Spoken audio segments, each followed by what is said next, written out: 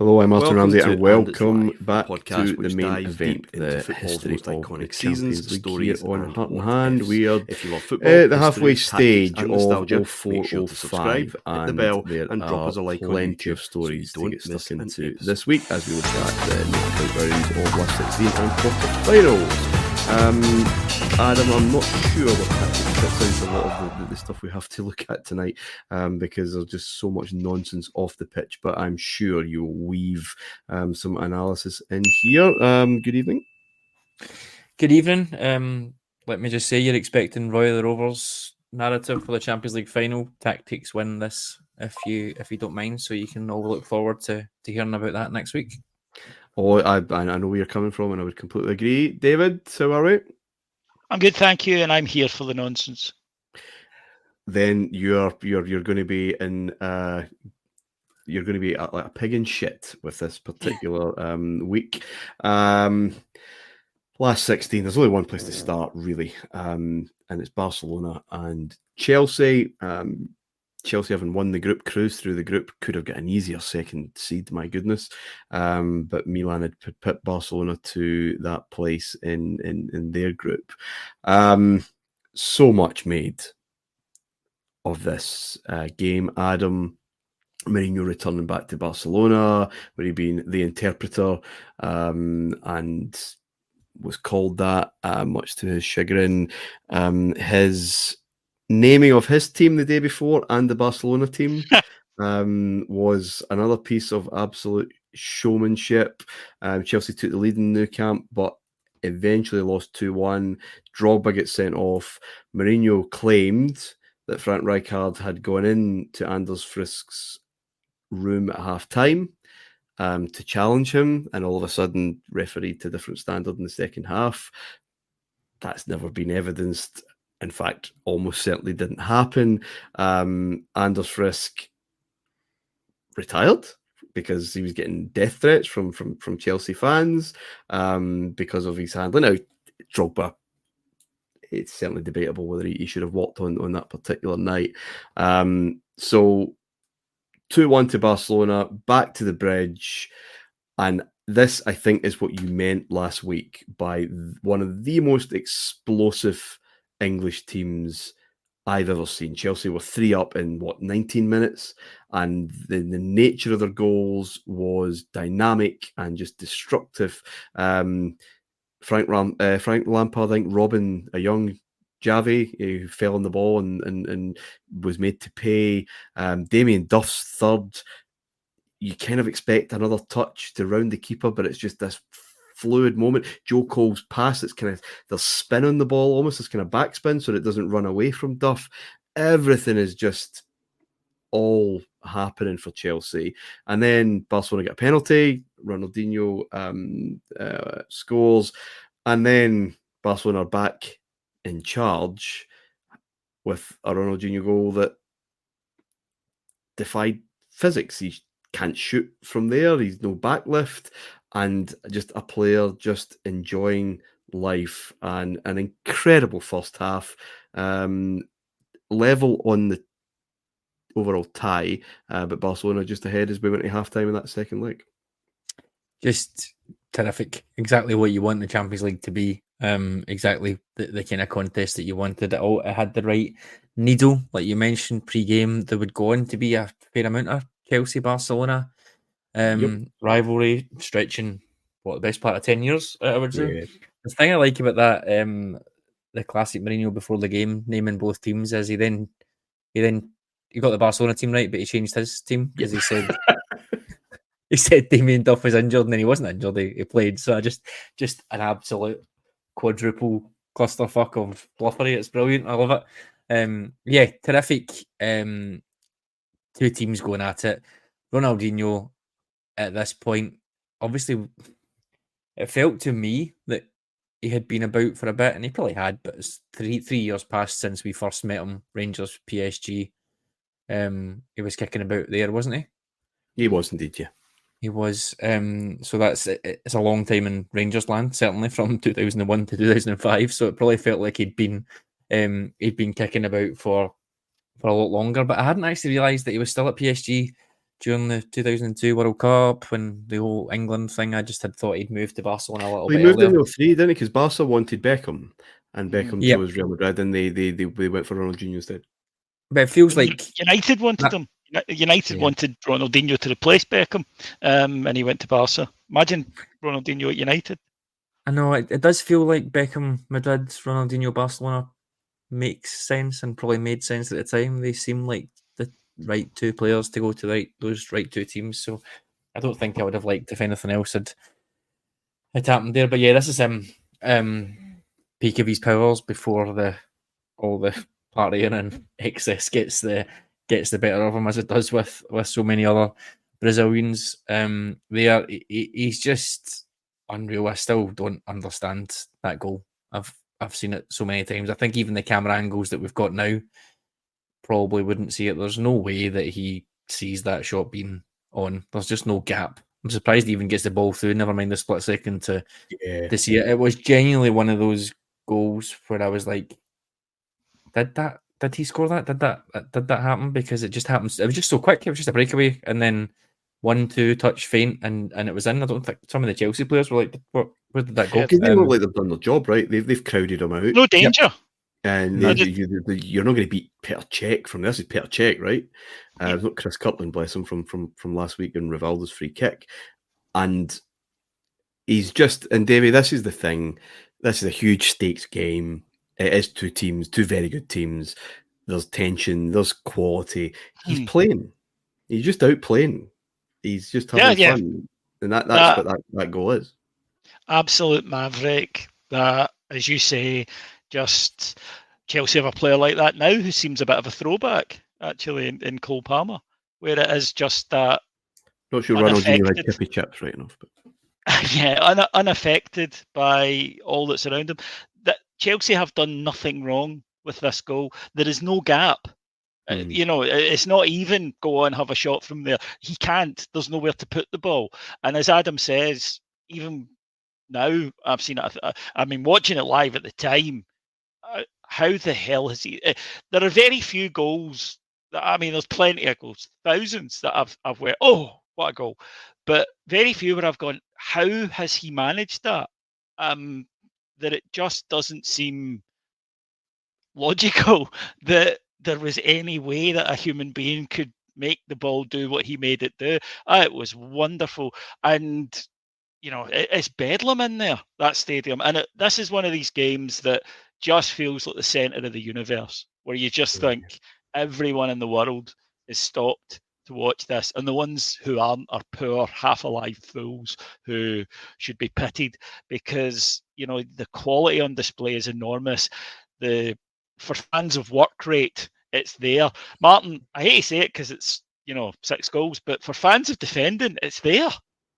There is, these teams can defend. It's just... Yeah, I mean, Barcelona don't know if it's New York or New Year, I think, in those first 20 minutes. Kesman, ripping down the right-hand side and Good Johnson popping up. They are battered a wee bit, but then they find their shape. And when we do a Q&A again, this might be one that I might throw into the mix. What is your favourite Champions League game, your favourite 90 minutes in this? Because this would be up there, because it is just Chelsea at their best under Mourinho. They funny, I mentioned like last week about Inter. There's another 20-minute half-hour spell against Barcelona for Inter. It's spread over half-time, right enough, in the San Siro, which changes a semi-final, where it's just blitzkrieg. I mean, the Barcelona can't move. It just the pace. And then this showman plays things back in. And then there's a stalemate, as tense games should have. So that ticks that box for me. And then there's a big fuck-off centre-half scoring a header from about 25 yards. 40 yards, yeah. There's a bit of trickiness from Ricky Carvalho on, forgot the Barcelona goalkeeper there. Valdez. Valdez, of course. I don't think he's getting it anyway, but it's a weird goal because it kind of shouldn't go in. So there's a wee bit of a throwback, Adam, and that's what settles it. The benches are utterly furious. I mean, Rijkaard and Ronaldinho and a few others, they want afters. Mourinho's running around the pitch at this moment in time. No sprinklers as yet, but a weird way to finish what was just an absolutely epic contest. Yeah, it was. Worth remembering, Anders Frisk was the referee in that Dynamo Kiev Roma game in the group stages as well, where the match got abandoned because he got hit by something. So, not a happy season for him in that sense. But do you know what I mean? We're feeling sympathy for him here, but what's the common denominator? I'm just saying. Yeah. I'm throwing it out there. Yeah, I think it's probably important to Barcelona-wise as well. I mean, this is not the Barcelona team that would even win the Champions League a couple of years later, but they are starting to gear up. They are starting to gear up here. Juan Laporta is in that summer with a whole I'm dynamic, I'm young, I'm replacing Joan Gaspar, and we're going in. Frank Rijkaard's coming in. He's going to take us on. We've had a poor couple of years. We've signed the Player of the Year. The year before, World Player of the Year, we're really going for it. And to be fair, they do. I mean, so many older players leave in those couple of seasons. All the sort of Dutch players that we've been speaking about, Philippe Cocu, Reisiger, Kluivert, Overmars, Davids, they all go. Luis Enrique leaves as well at this point, and they are being replaced by some of the players that we've mentioned there. Your Ronaldinho's, A2 coming in this season, who was just absolutely electric for them. You've got your Xavi coming through, Iniesta coming through, guys like Oleguer, Victor Valdez. They are starting to make use of that academy. They're also signing some sensible players as well. It's going to be another one to track, I think, is Frank Rijkaard, because maybe it's a little bit unfair, but he does seem to get thought of, I think, as the guy before the guy. A little bit with Barcelona. He's the one that came in and cleared the decks, got the wage bill down, started integrating younger players. He wins back-to-back titles and a treble of sorts. It's not the full treble, because it is only the league, Champions League and the Super Cup. It's not the Copa del Rey, but it is a treble. So I back-to-back titles this year and next. Does a great job at the start. Undoubtedly leaves them in a better place. And then Guardiola comes in and he's got a lot to work with there, obviously, and we'll dig into that. But yeah, this is them, I would say, starting to become that modern Barcelona side, if you like, that will be at the forefront for 10, 12 years, 15 years after this. So really, really interesting game in this. So this is definitely up there for me. And we've not even mentioned Giovanni Van Bronckhorst at left back yet. Yeah. Other last 16 games then. Another team rocked by Mourinho at Chelsea was Arsenal. Undefeated, invincible Arsenal of the season before. That came to an end at Old Trafford. And then obviously Chelsea are going to win this title. And that Wenger Mourinho thing really, really did become a real talking point. Adam, we've berated them on this show quite a lot. They're running against Bayern Munich, right? Big heavyweight name. This is not a vintage Bayern Munich side at all. First leg in Germany. And again, they're battered. Well, 3-1 in the end. They get that potentially vital away goal. Thierry Henry puts Arsenal 1-0 up back at Highbury. So one goal does it. And, Arsenal could go through. They don't find it. There's just something quite flat about this. And my goodness, Bayern Munich are going to become a bête noire for Arsenal over the piece. Yeah, it's actually frightening to think of the Arsenal team that wins the leagues, and then a few years later, the Arsenal team that gets the Champions League final, and how vastly different it is. Now, as with anything like this that falls off a cliff or a relative cliff, so drastically, there's always reasons, and it was the stadium was always the one, wasn't it? The stadium is the issue. We're building the Emirates. We don't want to take out any additional money or any additional loans that we don't have to. All very noble, but all absolutely will not be winning you money when Chelsea are throwing tens of hundreds of millions at things. So again, one of these circumstances where you picked the exact wrong 3 years to enact this plan, unfortunately, Arsenal, because you even see it starting this summer on the back of winning the league. and then they bring in kids. Essentially, Van Persie comes in. Almunia, fair enough, comes in from Celta Vigo. Well, not fair enough because he was rubbish on the whole. Flamini and Abui, and that's it. Like, really, when you've won the league and it's time to put your foot down, essentially, that summer of all summers, when you see what's happening in West London compared to where you are, I think, yeah, we're seeing the slide now, relying on Henry way too much. Everyone else that was there is kind of still there. Vieira is still there. Bergkamp is still there, but they're sort of close to the end, and the players that they're getting replaced with are not of the commensurate quality. So yeah, I think it's just that's mismanagement as well for me on a completely different scale to some of the other ones that we've spoken about. We'll talk about the collapse of Wenger, I'm sure. Doubling down his philosophy, looking to the academy, it's all noble things, but unfortunately it doesn't get you where you need to be. So yeah, like I said, I think they picked the wrong few years to start to cut their cloth, even if it was to hit their means, and it's taken them 20 years to get back. David, United mentioned a really costly loss in Turkey in that final match day, which meant they were second, and that meant facing Milan instead of, again, maybe one of the second seeds. 1-0 defeats both home and away, first leg at Old Trafford.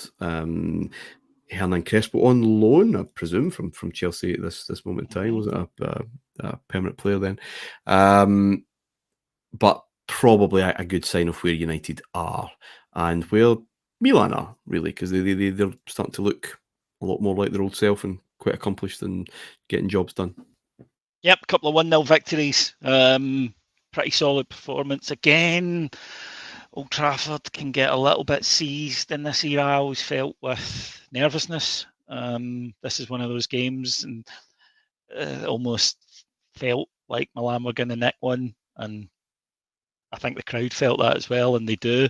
And second leg United, a lot of talk going into it about they've turned deficits over in Italy before, famously, but they don't have the quality this year. No, they have a clutch of, they have the start of an excellent side, as it turns out, but at this point, I would expect Milan to beat them. Their domestic form wasn't anything to write home about either.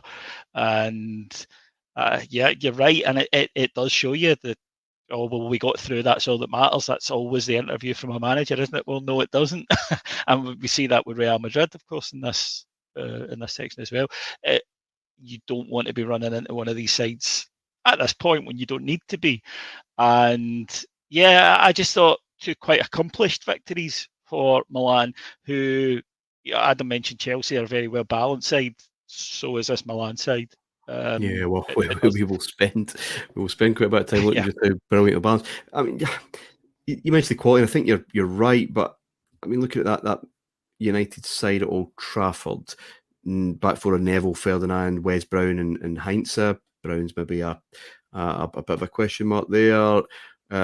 Cristiano, Paul Scholes, Roy Keane, Ryan Giggs. I mean, that's a fair four in the middle. Rooney up front with Quinton Fortune. Okay. But it's this goalkeeping issue, Davey, because the Milan goal comes from Roy Carroll not being able to kind of deal with a cross, and Ferguson just cannot, until Van de Sar comes in, just cannot find a solution to replacing Schmeichel, really. It's kind of staggering, and this is no disrespect to Roy Carroll, who's big Rangers man, Linfield, Northern Ireland legend, but the fact that he played as many games for Manchester, Manchester United, is stunning to me. Let's not forget that 2.5 years later, Roy Keane is Rangers' reserve goalkeeper. Roy Keane, that would be interesting. Roy Carroll. The reason that Roy Keane popped into mind is he's not long for that world either. Yeah, prawn sandwiches are coming into the. Yeah, he's already into the final, falling out with everything that moves stage of his career there. So there is talent there. You mentioned, Cristiano, but this isn't the Cristiano yet. He's settled. He's better, but he's not quite the guaranteed thing that he is a year later, or two years later, rather, 2006. So, I just think you look at the two sides and you would go, yeah, I would expect that Milan side to win this. They do so with an almost minimum of fuss, really, over the two games. And Ferguson, we know, had learned in Europe you need control, and it was his great admiration of Italian football that I think had done this. And when he came up against a Juventus or at Milan, and he lost in a way when these teams are just able to keep them at arm's length and know that they've got the striking talent. That's what Veron was, wasn't it? It was a move to, can we get to that where we can control these ties? Because it's brilliant if you have a 99 where everything it's all wild and Sturm and Drang and it falls for you, but there's so many other occasions where you just fall the other side of it. He didn't want that. He wanted control, and he'll get a side that can do that. Now they don't win as much as they would have in any other era because they run into possibly the best club side of all time, but he is tinkering and developing. And I do think, looking at the likes of this Milan side, who just were very, very clear on their identity, style, their ability to control a match, their confidence that they could do that in any environment, and I think it really is impinging on his thinking, and he'll use it successfully. But they were just they weren't good enough, I think, over these two games, and I think they could have played that Milan side another 10 times that season and come out in the losing side 7. Adam, forgive me, and listeners, forgive me. In our excitement of the group stage roundup last week, I forgot about Inter's group. They came through with Werder Bremen. Inter started very well, and one man scored in each of their first 3 games, 3 wins. They were drawn against Porto. Got a 1-1 draw in Portugal, and then won 3-1 in the San Siro. And that man scored all 3. It is, of course, Adriano. A blistering start here to this Champions League campaign. His time at Inter.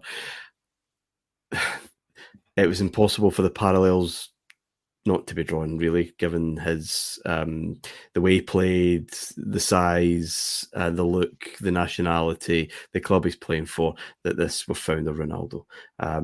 Didn't quite turn out that way. Big man. He did look the part here, though. Oh, definitely. And I thought the same at this point. One of these weird Serie A things as well. Signs for Inter, goes on loan to Fiorentina 2001-2002, does a co-ownership deal between Inter and Parma as part of this Fabio Cannavaro thing I mentioned as well, and a half of another player comes in too. And he comes back this season, 2004. Terrific, just an absolute monster up there. More physical, I think, or certainly more bulky than Ronaldo, left-footed, obviously. But yeah, he had that same style, bullying defenders. You wouldn't think of someone of that size and height being a great explosive dribbler, but just terrific, quick feet as well. He just seemed like he was in a hurry, I think, is probably the way to describe it. He just seemed like he wanted to arrive and be that guy. It doesn't go well. Like you said, I think his father died at 44, and that really threw him. I think there's a quote from Zanetti. He's in the room with him, and he just threw the phone away and just started screaming, one of those blood curdling screams. And he said he was just never the same. They were telling him, the teammates were telling him, you're basically a mix between Ronaldo and Ibrahimovic. You could become the best of all time. The mind is a tricky thing, going through bereavement, depression, drinking problems as would come for him as well. And really this couple of seasons here is absolutely his peak. He could have been brilliant. He got all the plaudits in the world, 04-05, but sadly it's not meant to be for him. And it's a huge shame, actually, because it robbed robbed the world of another terrific Brazilian forward, the same way that Ronaldo was robbed as well, effectively. So it's a shame. Into themselves, Mancini's a manager now. He's just this season joined from Fiorentina. Hector Cooper was there last year. Got sacked. Alberto Zaccheroni took over, which I'd completely forgot. How just this weird Milan Inter incestuous quirk that they swap players all the time and then they swap managers. It's just not real life. Get a grip, lads. Christian Vieri here as well. His last great season, I think. Again, goes to Milan this summer coming up because of course he does. They make some interesting signings. Sorry, David, on you go. No, I was just laughing. You're right. Vieira, of course he does. No, yeah. it's just weird. I can't get on board with it. They make some interesting signings. Davids left Barcelona, comes here. Mihailovic leaves Lazio, comes here. Cambiasso leaves Madrid and comes here. Varying degrees of success. Veron comes on loan from Chelsea. Julio Cesar joins this season in the winter. Goes straight out and loan to Chievo, or doesn't really. Again, some more Serie A fuckery. Inter couldn't register him due to the foreigners, too many foreigners. So Chievo bought him and then sold him to Inter 6 months later. All perfectly normal, no scandal coming, lads. Don't worry about it. We're all good. So yeah, David summed it up on the last one. This is Serie A now. For me, scrambling about, looking for players, looking for the players that are going to put them back on an even keel with the Premier League and with La Liga, making terrible decisions, trying to get into the latter stages of Champions League again consistently, and basically chasing their losses, I think. And there's some terrible decisions made at this point, and it's really no surprise what comes in a couple of years.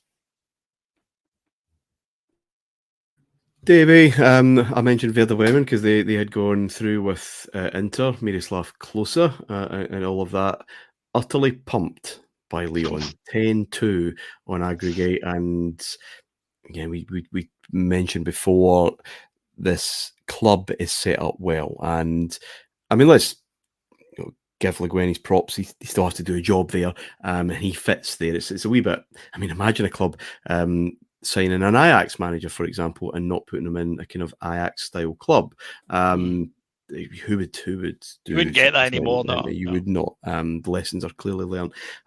But Lyon are purring, and they're not relying on, I don't know, an Ibrahimovic or one talismanic goal scorer. They're spreading the wealth here. The 3-0 is a pretty impressive, the away result, but the home one was the one that set eyelashes fluttering, I think, Europe about this one. Is okay, Werder Bremen were not a great side. They were probably the side in that last 16 you would want to draw, but they're a German Bundesliga Champions League qualifier who've got through the group stage. They're a good side, and they were demolished, taken apart, and I was going to say they were not for 6. They weren't. They were not for 7. It was an incredible performance, but it was not a one-off, and that's why the other leg shows you that. And I think that there was a real sort of belief, because we mentioned last week how packed they were with young French talent. This conveyor belt, which I think even by this stage we are kind of used to, aren't we? By about 2004, 2005, we sort of, France bring through players constantly, it felt like, and this just seemed the next iteration of it. But it did look like a club who were absolutely set to go on and not merely dominate their own league, but to really compete at this European level. What happens, and it perhaps is that other teams, in France produce players catch up, and that stymies them. Then they make some bad decisions because,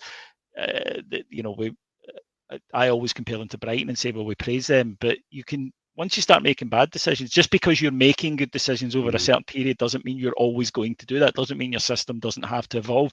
The system doesn't evolve. They then start chasing with signings. Right, we'll swing for the fences and we'll get it back. And it's a short-lived thing. But right at this moment, I thought they were a viable contender to win the Champions League. If not this year, then soon, because you mentioned there the average age of the side, they're not overly reliant on one player, or so we assumed when you took Michael Essien out of that side. They were never the same. Yeah, well, I mean, you weren't the only one, Davey. One French club that maybe no one was or had as much faith in anymore, Adam, was Monaco, knocked out of the last 16 by PSV Eindhoven. Under who's Hiddink. This is a resurgence, a happy sight. Retro. How were they put together? There's some well-known old firm faces there, Vinegar Heysel and DeMarcus Beasley, but Andrew Uyer's there and the Brazilian Alex. I mean, who else is making up that side, and how is this coming about? So they are not terrific. I think. Did we speak on the last one or the year before, the season before, about Hiddink? And I think for me, he probably aligns quite well to Ancelotti in that sense of maybe no proper football and philosophy. Will do what I need to do to get things done. So they are pretty functional. I mean, the team that plays Milan coming up is a front three of Ji-sung Park, Jefferson, Farfan, and Jan Vennegoor of Hesselink. So it's not brimming with quality. Cocu, we mentioned, leaving Barcelona, finds his way here. Mark van Bommel coming through. Johan Vogel, I think it is, the Austrian, decent defensive midfielder, very solid. And I think that probably sums them up, to be honest. He got a load of success, Hiddink, at PSV late 80s, won the European Cup, obviously. That's what I was really kind of interested in Hiddink, Adam, because he's a pre-Champions League manager. He wins the European Cup with PSV in the late 80s. We haven't really spoken about him on this show, and here he's back. He's obviously going to enjoy, further interest in his career and internationally and further club pursuits. But it's weird he's kind of gone into the shadows a wee bit. We've mentioned him here and there. He's been at Real. Has he been at Madrid yet? Yes, yeah. Yeah, because we've kind of mentioned them in passing. It's been in dispatches, and then this guy comes out from the old days and starts to put together a team that's punching well above their weight here. So I think that's fair. He's at PSV, like you said, wins the cup, playing a 5-3-2 there. Ronald Koeman in his team. He is just one of these guys, I would say, that just deals with what he's got.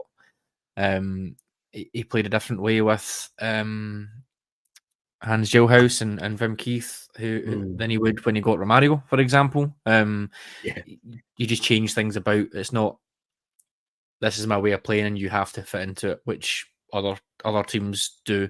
He just recognised the qualities of players, I guess, and modelled it around that. So it was a 5-3-2 that time. Then bounces about, goes to Fenerbahce. I'm not really sure why. Valencia. Money, I would assume. Probably, yeah. Valencia in the early 90s. Then he's at Holland for a bit. Madrid and Betis don't go very well. He then has that short spell at South Korea, tying in with the World Cup, and he's an absolute god there for that, obviously, as you can imagine. So maybe this is just a little bit of literally a god. I mean, that's the kind of devotion. Aye, just weird. So maybe it's just a little bit of a resurgence type thing. But I have to admit, I was surprised because it felt like he was going to be an international guy. I guess the theme of this, I think, has been we talk about maybe moments and cycles. I was referencing it with the Premier League. Gus Hiddink leaves a very strong PSV team in 1990. And Louis van Gaal pitches up at Ajax in 1991. That would have been interesting, I think, to see a proper battle. There isn't, to my mind. It's not exactly a massive league, but they all seem to work in cycles there. PSV have a go, then Ajax have a go. Feyenoord jump in every 5 years. Every It now and seems again, it would be great to see Maybe they a have an proper agreement. battle. Maybe, yeah. It just keeps everybody happy when you think about it, right? We'll have 2 or 3 years, you have 2 or 3 years. But he is underrated. If that agreement could reach these shores, that would be great. Yeah, okay, we have our turn. But do you remember? I mean, he's loved at Chelsea, absolutely loved. And and he said one of Abramovich's very favourite managers there. And the Chelsea fans adored him as well. I agree with Adam. Just a really good, solid. He's had failures. Remember Betis in the turn of the century, where he was a disaster, and they spent a lot of money. It wasn't, can he compete? This was the Nielsen era. So he's had his failures, but I just think a really good, solid, experienced coach. I've got a lot of time for him. Really, really good. Van Gaal did not like him, as you can imagine. I don't think he liked anybody really. No. But wasn't a fan of him at all. He didn't want anything to do with how he worked. I think Hiddink was more like we said, Ancelotti advocate sort of style, whereas Van Gaal thought he was all out in his own, and he was different to everybody in a way that Cruyff was. But yeah, one of those guys, really popular with his players as well, similar to Ancelotti. Seedorf had a lot of time for him. Andre Arshavin, when he was at Russia, had loads of time. John Terry, like you mentioned, thought he was great. I think they probably said over the piece, I think was probably second for them, I think, after Mourinho. So yeah, one of those guys just did sensible things. That second spell at PSV when he had Kezman before he went to Chelsea, different type of player to Romario, so you change it about and you go something different. He needs a bit more legs around about him, and he was terrific for him, Kezman, getting that move. So yeah, just a kind of sensible manager. I'm sure we'll come on to speak about that semi-final, the PSV Milan one, where they get through on away goals. But yeah, just functional. They've got Alex at this time as well, which is an interesting quirk because he was signed by Chelsea out on loan for a bit. Gomez, Buma as well, and South Korean Lee, the left back as well. So yeah, it's a functional team. It relies on getting the ball to the wingers and having the wingers causing chaos, but they've got a really, really nice front, a really, really nice midfield three, and a pretty decent keeper in central defence, which backs it up a little bit. So yeah, an interesting one to come out, and it's nice to spotlight Hiddink a little bit because, like you said, we haven't really mentioned him, and we might not much in the future. No, Chelsea I like Hiddink. He manages, he just does what he needs to do. I love his little moustache as well. Adam, very briefly, and this is maybe a quirk because of the drama and all the newness and new rivalries and Mourinho causing havoc off the pitch and his team being brilliant on it. Real Madrid play Juventus again, and kind of goes under the radar a wee bit. Real Madrid win 1-0 at home. I think Trezeguet gets a goal for Juve 15 minutes before the end of normal time, back in Turin, and then Zalieta, you were talking about last week, pops up in extra time. But there's maybe a hint of familiarity breeding contempt a wee bit with some of these sides. Yeah, I think so. And maybe that's just maybe that's where I get this thing from. Juventus, Madrid, Bayern Munich, they go through those cycles of kicking about for a couple of years and then you maybe don't hear from them a little bit and then have a massive splurge. It's all, a little bit samey for me. I think you probably could say certainly Juventus and Bayern Munich, you could probably put them in that bracket quite consistently. Madrid obviously have had a terrific 10 years or so since they won the 10th one. But yeah, I think that's fair. Familiarity breeding contempt. Obviously, Juventus get through, as we know, but it won't really be much further for them because they do meet Liverpool, don't they, in the quarterfinals, and it's one of those edgy games that you would expect from a Rafa Benítez team coming up against an Italian team. I'll go with you then, David, for the last round of 16, and then that will lead into that quarterfinal because Liverpool faced Bayer Leverkusen, whom they defeated the season before. This is very convincing. It's 3-1 at home, 3-1 away. Kind of get the number of Leverkusen. Garcia popping, I think, with 4 goals over the piece. And that does set up this quarterfinal against Juventus. 20 years since Heysel. They haven't met in that time. First legs at Anfield. There's a minute's silence for the death of the Pope, which is another thing to throw into the mix.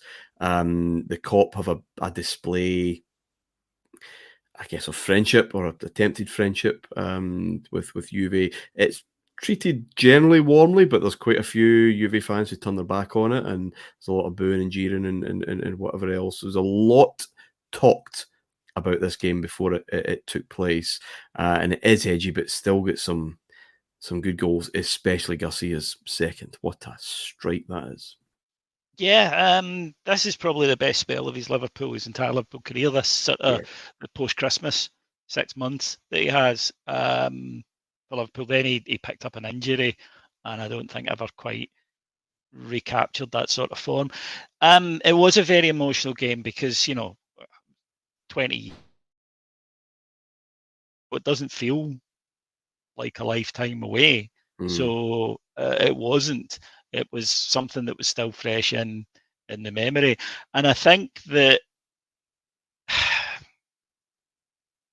obviously it's coloured by what happened at Hillsborough.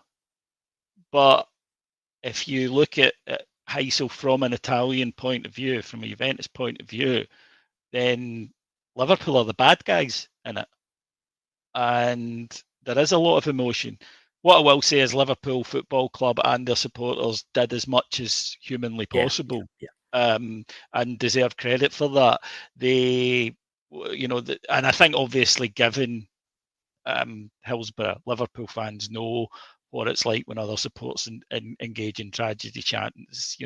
We're the same. We would never do that because of what happened with the Ibrox disaster.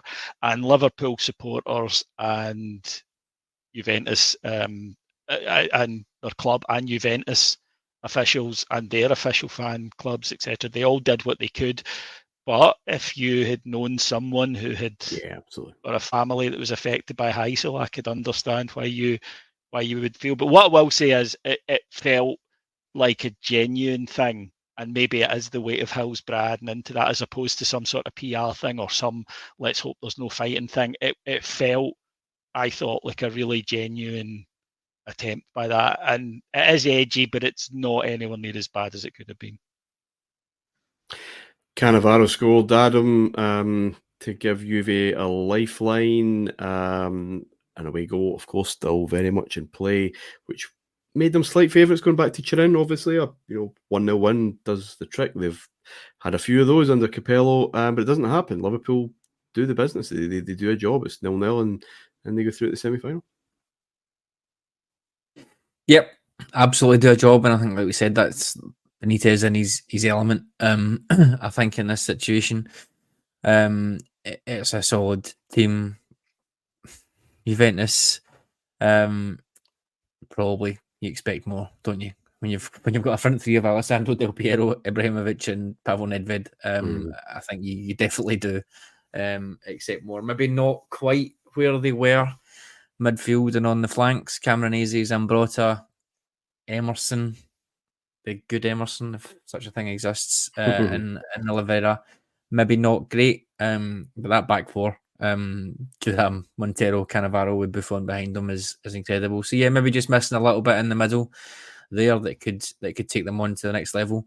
No Gerrard in this game, obviously, as well. So pretty good result for Liverpool. You can't really argue with that. And I guess it sums up Juventus nearly men more often than not. And this should have been winnable. Should be I winnable. think for my money, they should be beating this Liverpool side. I'd just like to expand on a point that Adam made, which is a type of football coach that doesn't really get discussed a lot, but I think is very recognisable and maybe should, and that's the coach who is superb at setting up a side for a one-off match or a two-legged tie in any game, but cannot win a title. And Van Bronckhorst at us was another example of that, because maybe they are, I don't know, maybe the argument is they're too practical at times and they don't have an overriding ethos or style, or they're too cautious perhaps. But when it comes to a one-off game, Benítez was superb at that. Absolutely brilliant. He sets the Liverpool team up perfectly for it. The problem is that when you do that for these matches, it's not sustainable over a league season, is it? Because there'll be different challenges where you can't play maybe the way that you feel suits for this. But this was his genius. That's why Liverpool won cups under him. And with the exception of that time at Valencia, I don't think he's won a title, has he? No, I don't think of any. Yeah, the initial one. So, and I know that Gio has won one at Feyenoord, but you get these coaches who almost, if you could just bring them in for certain one-off games, are absolutely your guys, because their tactical ability is so great. Maybe that means they don't quite have the soft skills others. I don't know, but when you look at the results that this Liverpool team achieved this season in Europe, it should not have been capable of doing it, and yet it did consistently. But then, when did they nearly come a cropper? They nearly come a cropper in Austria in the qualifier. They nearly come a cropper against Olympiacos, games they should win. Yeah, I think that's spot on for me. I think thinking very quickly becomes overthinking. I think for those type of that's a good point. For those type of managers, and I've done this fantastic job in this one-off game. I need to go one better in the next game and go one better in the next game, and it's not. I don't think it's necessarily just for those type of guys that are maybe more pragmatic. We've seen Guardiola didn't win the Champions League. I must win this by some genius innovation, and I've actually cost myself 2, maybe 3 decent cracks at the Champions League by overthinking things. So yeah, I think one-off situations, that's great, but you can see why some teams and managers get branded as cup teams, because they find a little niche or a little perfect storm, and it works for 4 or 5 games, but not so much 40 or 50. So yeah, I think that's a great point. Which is why leagues will always be the ultimate test, because it is so difficult. You need a level of consistency in your performance. But then again, the other argument that could be put forward, and they would be right, as you look at that squad and you think that's not a league-winning squad, and I don't think anyone could argue. Move on a wee bit. Lyon versus PSV, 2 very well-matched sides. 1-1, 1-1, goes to penalties, and it's PSV that triumph, despite DeMarcus Beasley missing one. But, Eric Abidal and Michael Essien are the ones who miss for Lyon. No surprises there, really. Again, as I say, 2 very nicely matched sides. It's cup football. Adam, let's go to not just an all-Italian quarterfinal, but an all-Milanese quarterfinal. Milan versus Inter. Milan 2 up from the first leg, their nominal home leg. Jaap Stam with a goal. And Sheva scores in the first half of the second game, and then all hell breaks loose when Dida is hit by a firework, and then it all goes off. That famous picture that Materazzi and Rui Costa just watching the blaze in front of them. The match is abandoned. Milan are given a 3-0 win, 5-0 in aggregate. Technically, a very weird way, of course, to finish. And given Roma's issues as well, earlier in the tournament with crowd disturbances, becoming a bit of a thing. No, it definitely is. And obviously you had Dida being assaulted at Parkhead as well, which was awful in this season too. So there definitely is a bit of trouble coming. This Milan team, and we've spoken about the first iteration a couple of years before. and then obviously the second iteration that sort of win the Champions League again. They should have won it here as well. I think we all know. This is a really, really solid team. I'm not sure even the crowd trouble or the fireworks would have changed the result. To be honest, we were impacted by this as well, weren't we? Because we had to go no fans. Yeah, next season. San Siro the season after. So thanks for that, lads. But yeah, I think this Milan team really, really good. They've moved on now. Lethal front three. We'll come on to talk about more detail. They were so key in that first half against Liverpool. But yeah, I don't really think they would change very much here. They were streets ahead of Inter at this point. I think, and the first leg they did the damage, like you said. So yeah, fair enough for me. I think it's good to see. It is good to see the Serie A clubs still hitting the quarterfinals. I know that's something we've spoken about. They're not threatening the end, but the fact that you've got Liverpool, Juve, and the two Milan clubs in here is good. But yeah, as we know, it's coming down a little bit. But yeah, well worth it, I think, regardless of that 3-0 victory for me. Yeah, I think they did at Parkhead was a couple of years later, but yeah, was it? Unfortunate Dida in many ways. Right, Davey, the final quarter-final. Mourinho's comments about Anders Frisk and Rijkaard meant that he got a ban. Shockingly. Ban, I think. Touchline ban. Despite stadium being that ban, in fact, which meant he couldn't get in and do his team talk before game or halftime. He had to go and watch the quarter-final Chelsea versus Bayern Munich from a nearby leisure club on television. But of course, he can't do that at this time. He hides in a laundry basket and is basically there to give his talk, give instructions. Rui Ferreira, I think one of his little background guys, all of a sudden is wearing this beanie hat that he has never worn before or since. An ill-fitting beanie hat that covers his ears. He's quite clearly getting instructions all the way through the game. Again, it's just, I say peak Mourinho, but we've been used to it for the 20 years that follow. But another brilliant game, another brilliant Chelsea performance. Again, they go ahead early, Joko. But, Bayern hit back. I mean, Schweinsteiger is first to react and pokes one through. Cech can't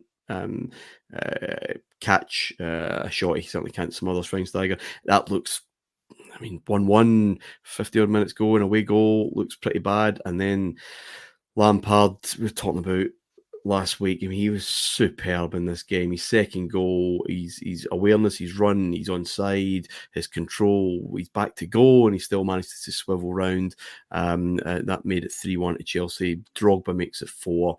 Again, Bayern get another goal back, but it doesn't really make much difference.